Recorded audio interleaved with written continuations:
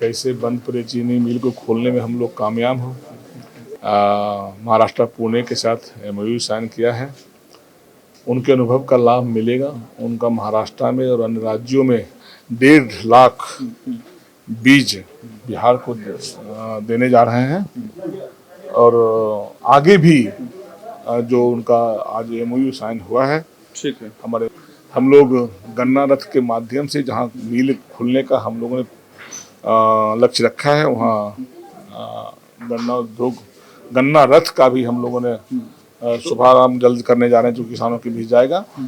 नमस्ते, मेरा नाम सागर कुमार है और आप न्यूज़ हाट देख रहे हैं। देखिए, बिहार सरकार के मंत्री संजय पासवान सर हमारे साथ मौजूद हैं। आज MOU साइन हुआ है। सर, क्या कुछ खास है इस MOU में? आज ऐतिहासिक क्षण है। मेरी सरकार, माननीय सम्राट चौधरी जी के नेतृत्व वाली सरकार में लगातार प्रयास किया जा रहा है कि कैसे किसान खुशहाल हो बिहार का, कैसे बंद पड़े चीनी मिल को खोलने में हम लोग कामयाब हों।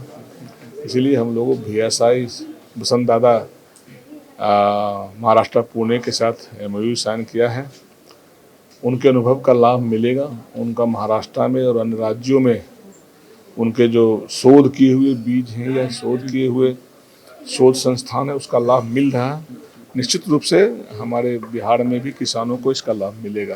तो तकनीकों का आदान प्रदान होगा, बीजों का भी आदान प्रदान होगा? बिल्कुल। हम लोगों को पहले ही चरण में उन्होंने 1.5 लाख बीज बिहार को देने जा रहे हैं और आगे भी जो उनका आज MOU साइन हुआ है, ठीक है, हमारे किसानों को इसका लाभ मिलेगा। बंद पड़े चीनी मिलों को लेकर भी बहुत तरह के सवाल उठ रहे हैं। आप कैबिनेट से पास हुआ था कि हर जिले में लगभग चीनी मिलें। हम लोगों ने 25 जिलों के जिलाधिकारी को पत्र लिखकर जमीन की फिजिबिलिटी मांगी है। कई जिलों से आए भी हैं। हम लोग गन्ना रथ के माध्यम से जहां मिल खुलने का हम लोगों ने लक्ष्य रखा है, वहाँ गन्ना उद्योग गन्ना रथ का भी हम लोगों ने शुभारंभ जल्द करने जा रहे हैं, जो किसानों के बीच जाएगा। तो निवेशक आने, जब फिजिबिलिटी आ जाएगी, निवेशक आएंगे तो हम उसका भी पूरा मोटा-मोटी कोई डेडलाइन रखा है आपने इसके लिए कि अगले साल तक हो जाएगा या आने वाले? पहले चरण में हम लोगों ने सासा मुसा जैसे चीनी मिल, रैयाम जैसे चीनी मिल जो बंद पड़े हैं, कई टेक्निकल फॉल्ट को हम लोग दूर करने का प्रयास कर रहे हैं।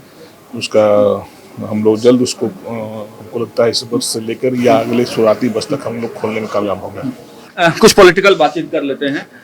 एक चर्चा है MLC सीटों को लेकर, तो आपके पार्टी से क्या लग रहा है, 1 या 2 कितनी सीटों पर जाएगा और किनकी? इस किसी विषय पर भी, चाहे MLC का उम्मीदवार की बातें हो, किसको देना है नहीं देना है, इसके लिए सारे विषयों पर निर्णय लेने के लिए हमारे नेता, पार्टी के राष्ट्रीय अध्यक्ष आदरणीय चिराग पासवान जी ही फैसला लेंगे।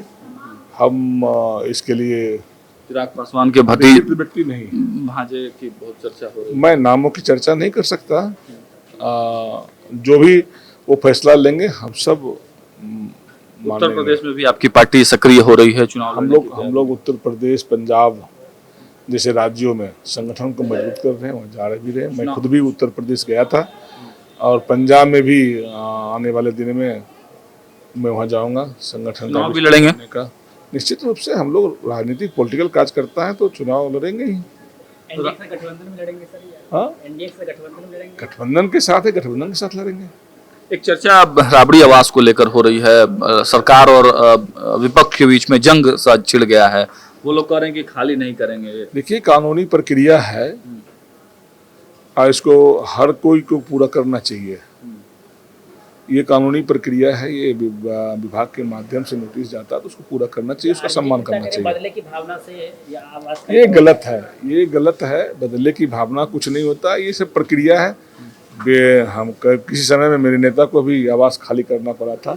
हमारे नेता ने स्वेच्छा से आवास खाली कर दिया। माननीय मुख्यमंत्री, निवर्तमान मुख्यमंत्री नीतीश कुमार जी ने भी खाली किया है, तो इसलिए इसका सम्मान करना चाहिए। चलिए, तो देखिए, ये थे हमारे साथ संजय पासवान एमओयू के बारे में इन्होंने क्या कुछ कहा। देखिए बिहार को बहुत जल्द खुशखबरी मिलने वाली है, नए चीनी मिल जो है वो खोले जा रहे हैं, निवेशकों से लगभग बात फाइनल मोड में चल रहा है। और देखिए राबड़ी आवास का जो मुद्दा तुल पकड़ा है उसके बारे में भी संजय पासवान ने क्या कुछ कहा हमने आपको सुनाया। जुड़े रहिएगा हमारे साथ, देखते रहिएगा न्यूज़ हाट। बहुत बहुत धन्यवाद।